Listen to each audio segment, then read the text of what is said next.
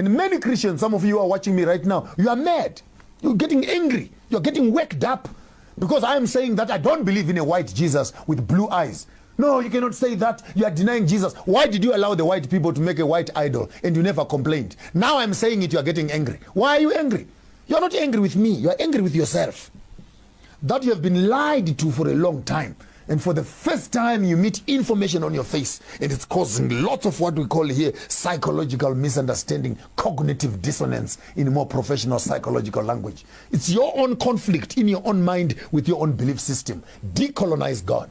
Number two, decolonize humanity. We cannot be taken only as Africans who don't have a soul. We are Africans. We are Al-Kebalam. We are Bantu. And for this reason, when they tell us that you are slaves, you are less than nothing. Africans are animals. Africans are this. Africans are this. This dehumanizes us. And if we are to use the Bible as a text, it says we are created in the image of God. And if therefore we are animals, then God is an animal also. If we are stupid, then God is stupid also. And if we are less than human, then God is also less than human.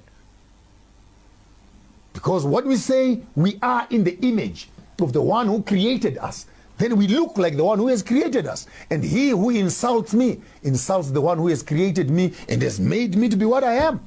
Therefore, an African must also have permission to identify with a God that looks like him.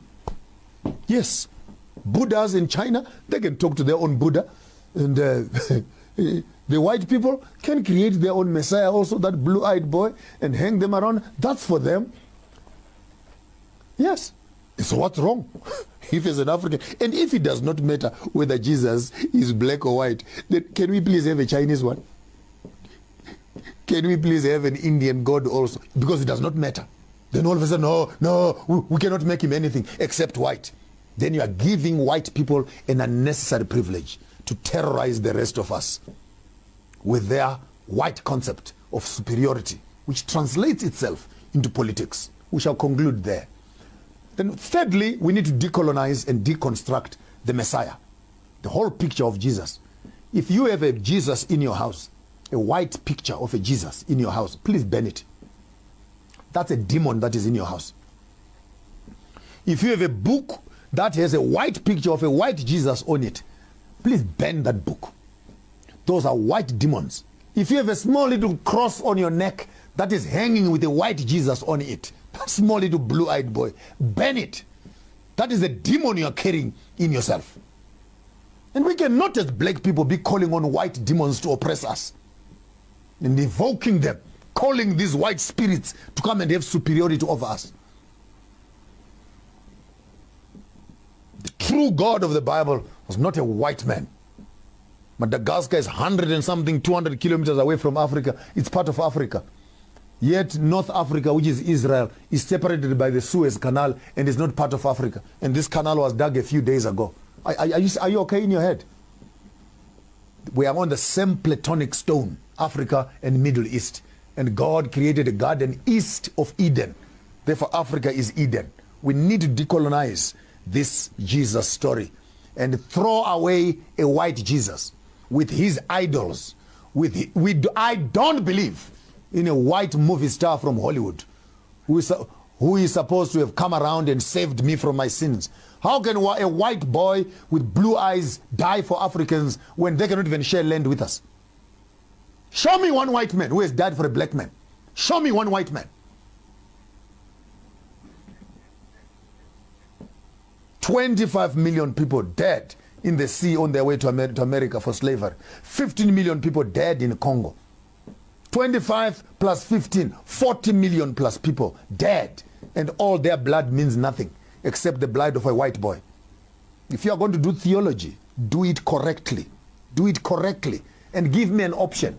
If I want to believe in a white Jesus, I'll believe in a white Jesus. If I want to believe in a black Jesus, I'll believe in a black Jesus. But if you want to be true to the biblical text, then be honest as theologians. And I'm embarrassed to be sitting here as a theologian together with some of my theological friends who have gone to school to study. And when we come out of school to study, we actually continue to promote the wrong theology and push it in front of our own people.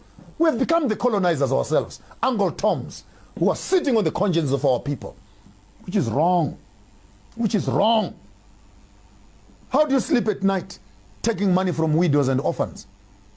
How do you sleep at night taking money from people who cannot afford food and bread because Jesus will bless them? For the past 15 years, they've been giving their offerings to you and their lives have not changed. What is the problem? Because you don't have faith. You don't have faith. When Amfundis, do you have faith in collecting money from us? So we need to understand and deconstruct the whole picture and ideology of this white Messiah. And as long as we worship a white Messiah, my submission to you is that we are not worshiping the truth of the text. This is an academic exercise we're doing here. If you want to be true to the text, please, I bought a can of Coke. Can I drink the Coke? Can I drink the Coke? Don't tell me just drink as long as you are drinking. I said I want Coke. Therefore, remove the unnecessary iconography.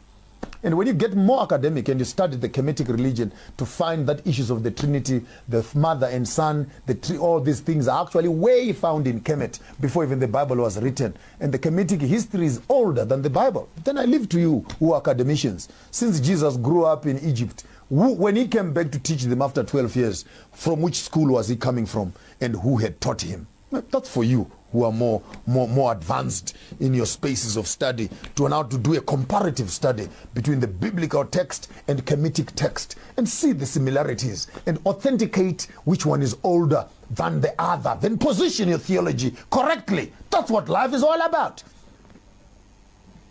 And ultimately, when you come there, you decolonize God, decolonize humanity, decolonize the Messiah, decolonize salvation. Stop selling religion. Stop selling hope to the people. Give people practical solutions. Buy farms. How do you buy a factory and then convert it into a church and people come inside and they're praying for employment? Buy the factory. Create jobs. Then from the money from the factory, you can build a church. That's common sense. We need to deconstruct, decolonize the church. And we stop being centers of embarrassment, centers of shame, centers of debauchery, centers of mischief, centers of licentiousness, centers of witchcraft, centers of perjury, and centers of corruption in the name of religion. And you don't want it to be spoken about, by the way. Ministers get very touchy. They get very touchy. They don't want it to be spoken about because you are bringing the body of Christ into disarray. There's no body of Christ that is so rotten and evil like this. We need to fix these things as Africans because Christianity has become a partner of colonialism. I'll say it again. Christianity has become a partner of colonialism. Why am I saying that? Because after colonizing us, they were drinking coffee together. They never stood to oppose colonialism. They were benefiting from it. All your cities here have churches that are standing. The church right now in Africa owns more land than many businesses because they were in harmony with the government. May we have some land, please? They were given land. May we have some land? They were given land. Did they even condemn that what they were doing was wrong? The church was benefiting. Even now, there are churches that are still benefiting from colonialism. I'm not ashamed to say this. Even the church that I come from, my own church, is still running on the lines of segregation. Whites worship alone, blacks worship alone. We cannot even unite because of racism. The racism, is it biblical? No, it's not biblical. But the church will not stop it because it is founded on the principles of racism and segregation. And now all of a sudden, some other white man from Europe wants to come and run a seminar in Britain of how we must manage racism. How can a racist come and teach us how not to become racist? How can a colonizer come and tell us how to decolonize ourselves? How do you have a conversation with yourself as an abuser of the system? Now you want to come and tell people how to manage and tolerate abuse. How can you be so narcissistic as an organization that you become so insensitive to the needs of the people that it is a conversation by yourself? You colonize the black people. You abuse the black people. You come around a few days later. You want to help the black people to tolerate and manage the colonialism that you gave to them. Are you okay in your head? When you finish abusing a person, when a person is abused, the most horrible thing you can do after raping someone is, oh, let me help you to clean up. Please, leave me alone. You have done what you wanted to do. Can you just get away from here? Let me find love and comfort from people that care for me, and I'll clean up my wounds. And when I am finally clean, and I come back to you and I want to deal with you. You did what you wanted to do and you walked away.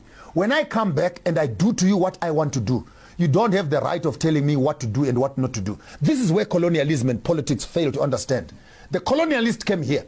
The oppressor came here. They took land, raped the women, destroyed the infrastructure, destroyed our culture and everything else. Then they give you a democratic system with a constitution to help you to manage how to repair yourselves. We cannot tolerate that. You have done what you want to do as Europeans. Step aside. Allow us as black people to decide what we want to do with you.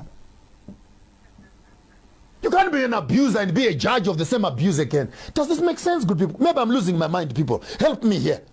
Does it make sense? I'm a recovering, abused child of Christianity. I'm recovering from the white nonsense.